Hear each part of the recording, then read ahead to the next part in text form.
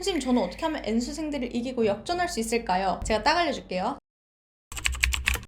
자, 지금 이 영상 튼 친구들, 우리 예비 고3 친구들 기말고사 끝났죠? 그럼 본격적으로 이제 겨울방학이 다가오고 있잖아. 이 시기를 어떻게 하면 정말 알차고 완벽하게 보낼 수 있을까? 그게 궁금해서 들어온 거죠? 자, 우선 여러분들이 반드시 알아야 될 게 하나 있습니다. 지금 고등학교 1학년, 2학년 내신 잘 챙기고 정시 준비도 하고 잘 쌓아올린 친구들은 그래도 괜찮아. 공부 방향에 맞춰서 계속 공부를 하면 좋아. 근데 보통은요, 이 영상 보는 친구들은 본인의 고등학교 1학년과 2학년 뭔가 마음에 안 들었을 수 있다. 이게 사실 내신 관리가 잘 돼 있으면 수시 준비를 좀 더 많이 하잖아요. 근데 보통 정시를 생각한다는 건 고등학교 1, 2학년 때 내신 관리를 안 했을 확률이 높다는 거지. 선생님도 그랬고요. 근데 정시가 또 우리 고3 친구들한테는 좀 빡셀 수 있잖아. 요즘 N수생들도 워낙 많아서. 그러면 선생님, 저는 어떻게 하면 N수생들을 이기고 역전할 수 있을까요? 제가 딱 알려줄게요. 자, 일단 우리 현역이들은 실력은 조금 부족할 수 있어요. N수생들에 비해서. 하지만 패기가 있고 체력이 있다. 그걸로 승부를 보셔야 돼요. 자, 그리고 우리 이 생각을 잘해야 돼. 제가 봤을 때 수능을 잘 보려면 최소 고1, 고2, 고3 과정 공부가 잘 돼 있어야 돼요. 3년치 공부는 잘 돼 있어야 돼. 근데